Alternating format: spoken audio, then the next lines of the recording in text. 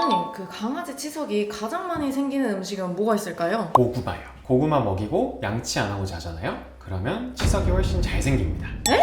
저희 막둥이 오늘도 고구마 먹이고 그냥 왔는데? 이거 말고도 안녕하세요, 치과수기사 이성혁입니다. 저희 마롱이도 고구마를 너무 좋아해가지고 가끔 반건조 고구마를 주는데요. 이럴 때는 바로바로 양치를 해주는 편이에요. 치석이 많이 생기거든요. 치석이 어떻게 생겼는지 모르실까봐 한번 보여드릴게요. 이렇게 치아에 누렇게 붙어있는 것들을 말합니다. 치석은 세균 덩어리예요. 잇몸에 염증을 일으키는데 문제는 이게 스케일링을 하지 않는 이상 떨어지지가 않습니다. 그래서 당연히 이렇게 치석이 되기 전에 세균을 없애주는 게 중요합니다. 그게 바로 양치인 거죠. 근데 이렇게 치석이 되기 쉬운 음식들이 있거든요. 그래서 오늘은 치석이 많이 생기는 음식의 특징과 종류를 알려드릴게요.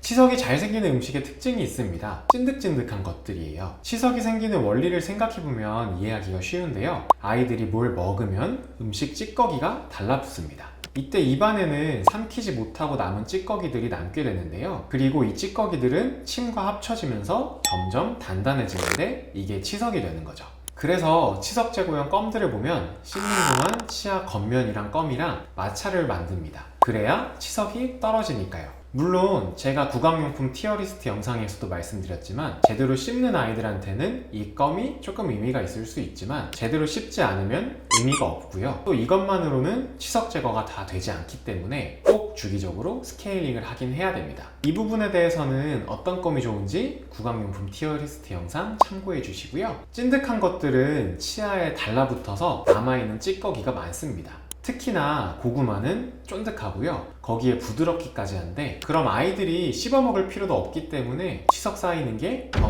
가속화가 됩니다. 그래서 치석이 잘 쌓이는 음식 딱 하나만 꼽자면 아무래도 1위는 고구마입니다. 이것 말고도 치석이 잘 쌓이는 음식이 몇 가지가 더 있는데요.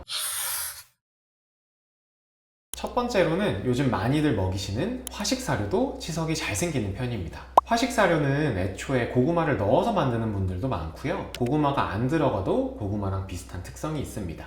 일단 식감이 대부분 부드럽고 촉촉합니다. 씹을 필요도 없이 쉽게 잘 삼킬 수 있게 만들어지는데요. 이게 치석 제거용 껌에서도 말씀드렸지만 씹는 과정에서 음식 찌꺼기가 치아에서 떨어져 나가면서 치석 형성을 어느 정도 예방하는 거거든요. 근데 화식이랑 고구마 같이 부드러우면 씹는 과정이 거의 없다 보니까 음식 찌꺼기가 치아 표면에 더 오래 머물러 있게 되고 치석으로 변하는 속도도 빨라집니다. 특히 화식 사료에 탄수화물이나 당류를 섞어서 만드는 경우도 세균의 먹이가 될 수 있습니다. 그래서 화식을 먹이는 것 자체가 대단한 일인데요. 힘드시겠지만 화식을 먹이셨다면 꼭 양치질도 해주셔야 합니다. 어금니 쪽은 정말 신경 써서 해주시는 게 좋고요. 어금니 칫솔이랑 이런 것들도 구강 티어리스트 영상에 알려드렸으니까요. 참고하시면 좋을 것 같아요. 두 번째로 습식 사료나 동결 건조 사료를 푹 불려서 주시는 경우도 많은데요. 이것도 마찬가지입니다. 불리기 전에는 단단하지만 불린 후엔 부드럽죠. 조금 덜 불려주더라도 아이들이 씹다 보면 침이랑 섞이면서 점점 부드러워지고 끈덕해집니다. 반대로 진짜 딱딱한 음식, 예를 들어서 건사료나 껌은 잘 보면 씹는 동안에도 계속 단단한 형태로 유지가 되거든요.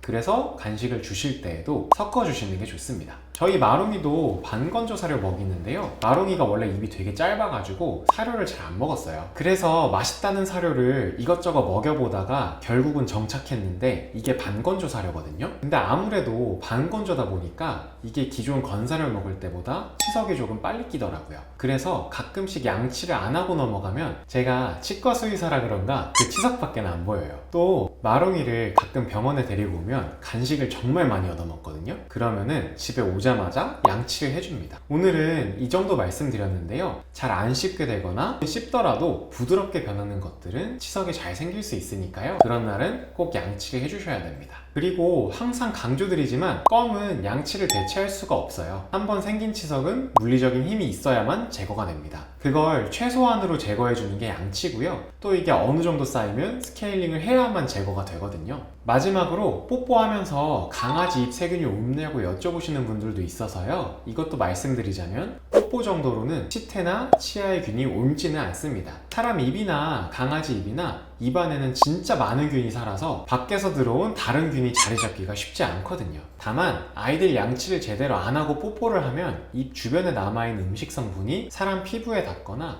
다른 강아지에 닿으면 이런 성분에 예민하게 반응하는 경우에는 알러지 반응이 생길 수는 있거든요. 그래서 어디 갈 때는 패티캣으로 양치를 해주고 가는 게 좋습니다. 오늘도 영상 끝까지 봐주셔서 감사하고요. 다음번에 만나요.